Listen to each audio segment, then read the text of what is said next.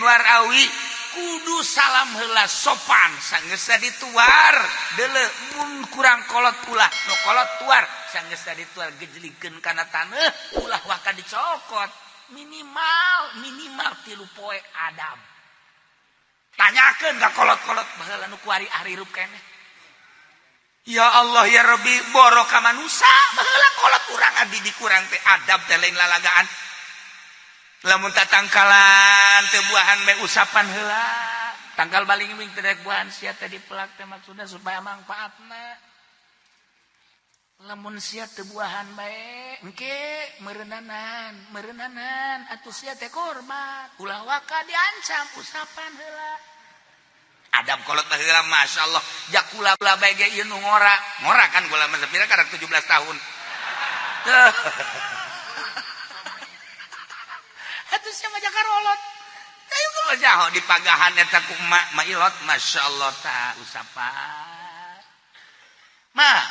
manya sih kudu diomong nyana ge ngadengin ka omongan urang ya Allah eta didikan saha eta kos kitu mantak kemanusiaan yang adil dan beradab ulah ka manusia kolot urang baheula kata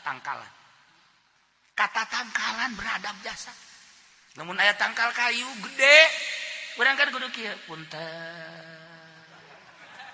ji tanyakeun ge ka kolot adab eta teh lain percaya bahwa tangkal kayu teh aya dangiangan lain tetapi nyana umurna leuwih kolot ti sia tuh nu mantak urang ulah make mobil kolot ge eta besi aju ngancam nyana ulah kawala terus urang lamun naik hardtop teh kudu hadiah puji heula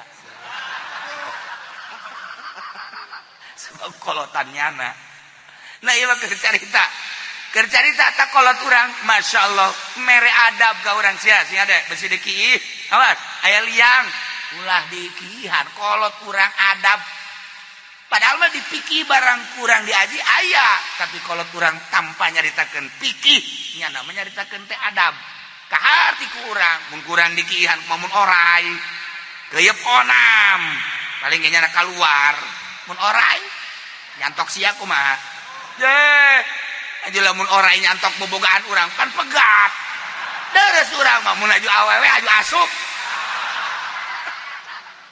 oh teu ulah ge tuh nama keterusan bae ieu keur carita kolot urang nah ieu bangsa Indonesia lain lalagaan bejakeun atuh ka negara bejakeun ka pemerintah kolot urang baheula ngadidik masyaallah karim katangkal kayu bae kudu sopan ka pepelakan bae kudu adab atuh komo ka manusa kunaon atuh ayeuna adab akibat adab seperti nuar awi bae ge dipagahan masyaallah karim teu meunang langsung nuar langsung tarik ulah nyerieun cek kolot teh nyerieun nyana sing adab minimal 3 poe koma seminggu nyerieun atuh bad urang lamun nyerieun mah tah lamun aya jelema maot eta teh kan kudu lalaunan bismillahi wa ala millati rasul sebab nyeri nu mantak lamun aya mait kemudian dioperasi doraka dokterna nyeri iza geus paeh bae geus paeh masih kene dosa kecuali aya orok di jerona anu hirup kene ku ahlina komo kuari mah USG hirup kene segera keluarkeun ulah sampaikeun ka paeh di jero tapi lamun sarua paeh tutup komo aja dioperasi di sel dan lain sebagainya geus paeh bae ulah komo hirup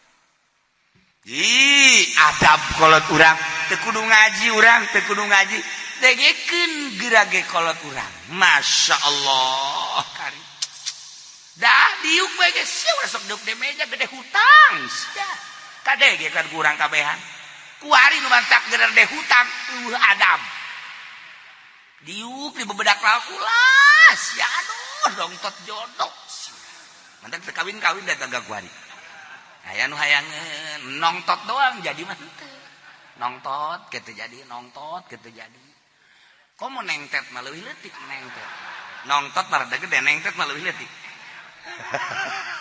teu kolot urang ya Allah ya Rabbi ku hebat eta kolot urang masyaallah adab kata tangkalan.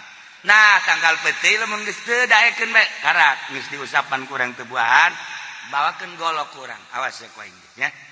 Awas ya ku aing. Ya, tanda aing bahwa ngaharepkeun sia buahan bacok kurang jeger. Lamun sia teu buahan bae ku aing bakal pake tataban Haji Pendis ya. Buahan kajeng kumaha sebab nyana mungeun jadi tataban Haji Pendis sakjana teh. Gunana mah aing disiksa, aing kasiksa sakjana.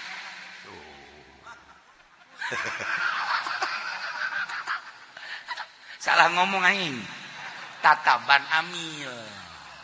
Tataban amil. Lamun lain amil tetep teu gadenge tah tanggal penting amil. Sebab non amil teh ya tukang mandian nu paeh tapi teu inget ka paeh. Amil lah. Eta tah bahasana teman-teman tadi disalimpangkeun Haji Pendis etik mah. Nyalimpang amil, awas ya ku aing ya. Tuar jadi pakai tataban amil sia.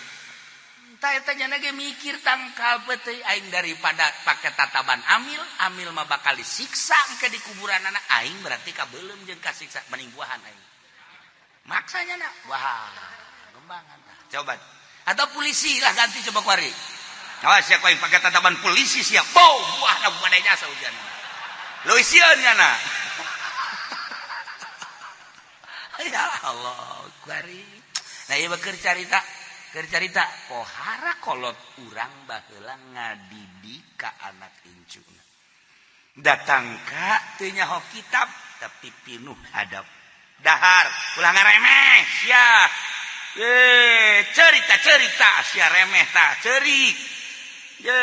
Cek nya mah meureunanan eta teh henteu ngomong. Urang dicarekanan dahar ngaremeh bae ge. Kuari bae kolot ge ngaremeh, kolot garemeh.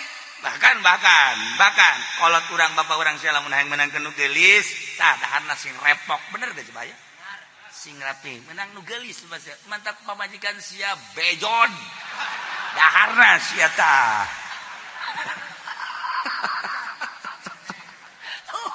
Dahar eta kolot datang ka dieu ka didik urang. Ya Allah, ulah ngaremeh. Mun geus dahar tah, bener.